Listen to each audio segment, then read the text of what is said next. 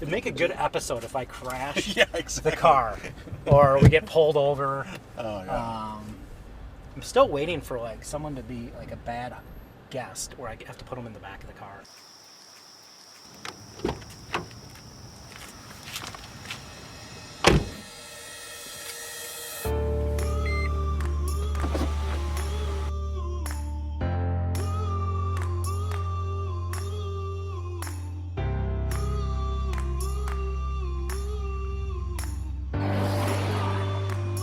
Welcome to Driving Change, where we go for a ride with leading technology executives and dig deep into their beliefs, habits, routines, and influences. Today we take a ride with Paul Johansen, CTO of Edmentum, and discuss a variety of topics from the role of the CTO, product management, hiring great talent, advancement, and work-life balance.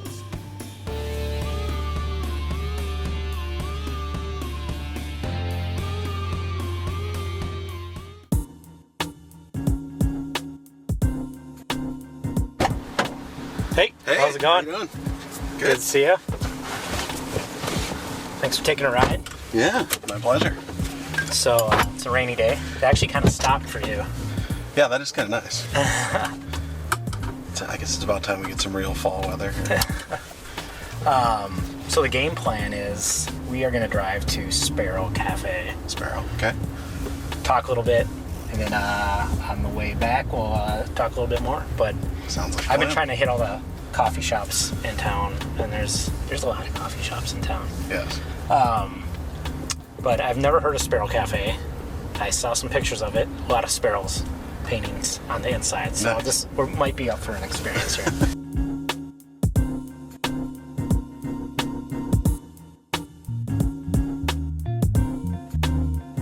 You are currently the Chief Technology Officer over at Edmentum. That's correct. For people that don't know what Edmentum is, maybe you can explain a little bit. Sure, yeah. So Edmentum is an online provider of education software that we sell directly to K through 12 schools. So we produce anything from kind of elementary practice, go home practice your math, kind of putting worksheets online, all the way through high school, doing full courses. So you might take an algebra course, sociology course, any sort of high school course through our product, and you add a lot of kind of analytics and data back end to all that, and then it adds a lot of value in the classroom. So you're the CTO, and you're leading both app dev and also product management, is that correct? Yep. So within my team, it's kind of all your traditional IT organizations, so laptop servers, as well as the data center operations, so the data centers that host our products, all the application development pieces, database development, user experience, and then product management, so kind of driving the product strategy as well. So how do you see the role globally as a CTO? How do you define that?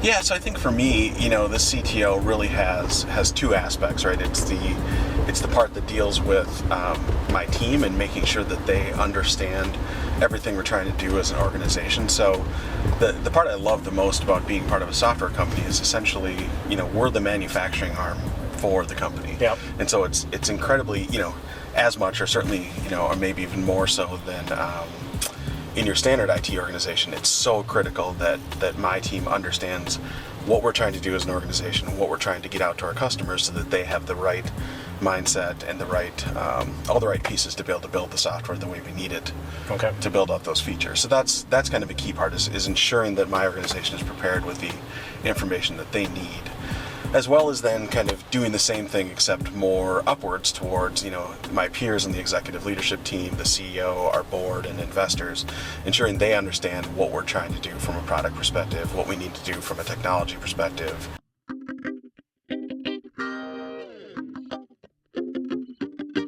The role of the CTO, it's not always common in every organization. Yeah. A lot of organizations, large organizations will have CIOs. Yeah. CTOs are really common within software product companies. Yeah.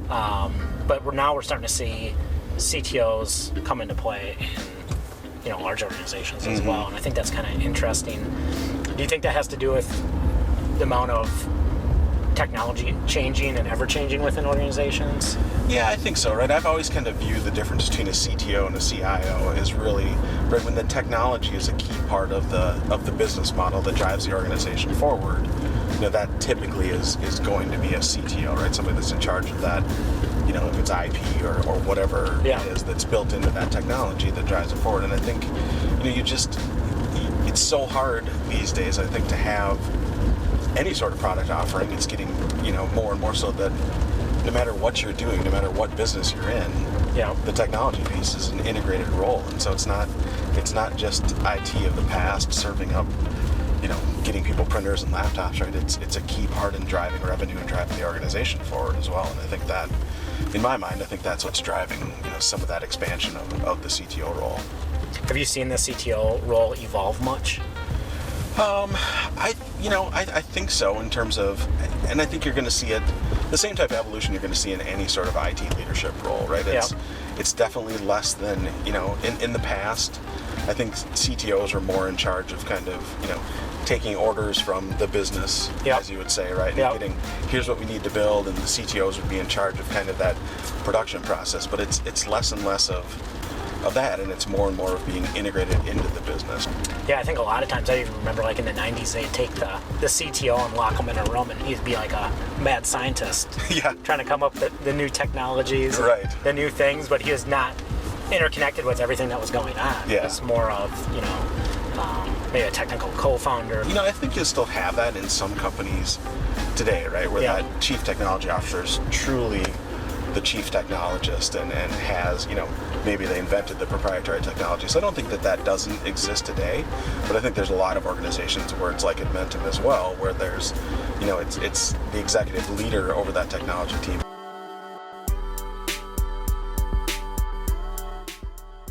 So you're talking about team and people. Talent's hard to find, right? Especially on the product side and on the development side. Indeed. Yes. So what do you guys do, and what do you do to acquire great people?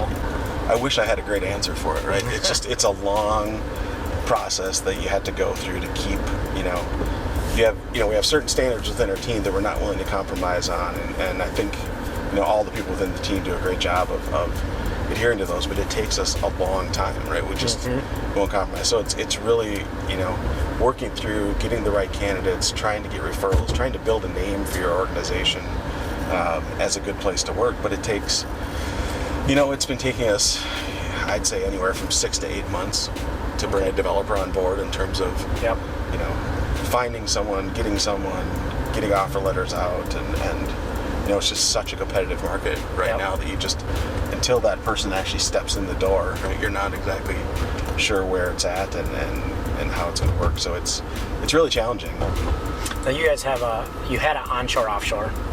We did. And you moved it all onshore, or all internal. Yep. So about 3 years ago, we were primarily, we did all offshore development with a firm in India. And as we sat down and said, what could we do to really make the next evolution of the organization to make it that much better?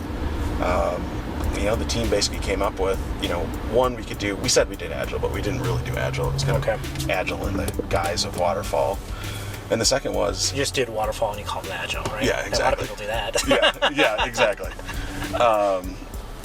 But the second thing was, if we decide that work, really all the pieces of Agile that are important, like, the collaboration, working together, being in the same office, that we could do it better, right? We truly believe that, and it was, when I was coming up with, the way to essentially talk to the organization about it, or talk to, my peers in the executive team about it, it was really about trying to help everyone understand the difference between labor rate and labor cost. Like, every day when you compare labor rates, of course, an offshore partner is going to look that much better. And the hard part with software is, how do you make software into a widget where you can put a cost to it, right? So we spent a lot of time, using stories and using historical data to try to make as many assumptions around productivity as we could. And no matter how conservative we ended up being, the benefits from a quality perspective, the benefits from a productivity perspective, by moving that,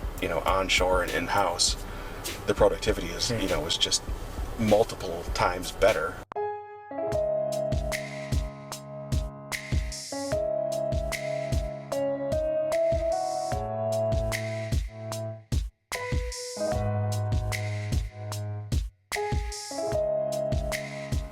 making it to the role of the CTO, which is kind of a coveted role. A lot of people would love to be in that position. What do you think are some of the things, or maybe a couple of things, that propelled you earlier in your career to kind of make that track towards your current role? I started out on the software development side. That's where all of my background is from a technology perspective, and I think certainly the most if you want to move into the leadership roles in technology, right? I think one of the big parts is understanding that I had a really great mentor in one of my first jobs who really helped me understand that there's really a science to management as well, right? You can study being a leader, and you can study being a manager just as much as you can study being a great developer, right? And that was my early in my career, that's what I wanted to be. I wanted to be the best developer. I wanted to do really amazing things from a technology side, and he really helped me understand that there's more to it than just that I also had aspirations to be a leader, and so to kind of focus on understanding both of those, I think was one of the biggest things. Is there something that you perceive differently now than you did earlier in your career? A belief that changed? I think over time it's been the power of the people and the power of the team, right? I think that early in my career I was just really obsessed with great technology people, right? And I think you see it a lot in traditional IT organizations even today, right? You've got a guy who's fantastic at technology, but maybe he's a jerk, or he's hard to work with, or he's toxic to the team. And in the past, right, in my mind, it's like, oh, that guy's amazing from a technology perspective. You put up with that sort of thing, right? And I think today, really my philosophy is the opposite.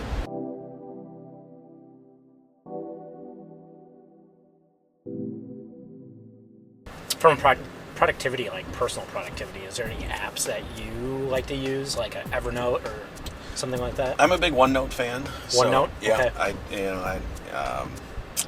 I love OneNote. We actually use it within the organization a ton these days in terms of it's really replaced what SharePoint traditionally has been for us as an organization. So, everybody uses OneNote. It's where we manage our projects. It's how we do our release cadence. And then, the beauty of, I think, it's really interesting, right, with Microsoft and how it's changed with Satya being at the head, is that, I can use that on any device. It works on my iPad, it works on my iPhone, of course it works on my Windows machine, and it just, it seamlessly syncs, and it just, it almost has an Apple feel in terms of how well it works. So work-life balance.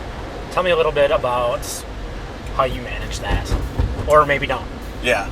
No, it's, I guess who you talk to, it might be more on the don't, but it's tough, right? And I think it's, trying to have, at least from my perspective, and certainly in the role that I live in, trying to live under the illusion that there is like a strict black and white line of work and life is it's just not realistic, right? So it's all about making choices as to when things, what's going to take priority and what's going to be the priority at that time. From an influence standpoint, is there any books that you've gifted maybe to your team, or books that really influenced you? Yeah, I think one of the biggest things for me was a book by Patrick Lencioni called 5 Dysfunctions of a Team.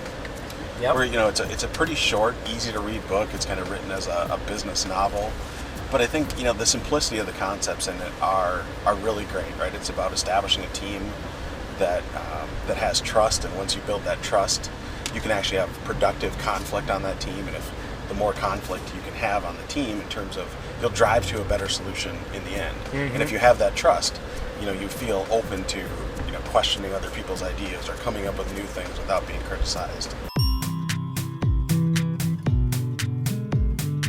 So I have one last question for you. All right. And the question is really for you to ask a question. For other CTOs and tech leaders out there that are watching the show and others that may be on the show in the future, what question would you like to hear them answer?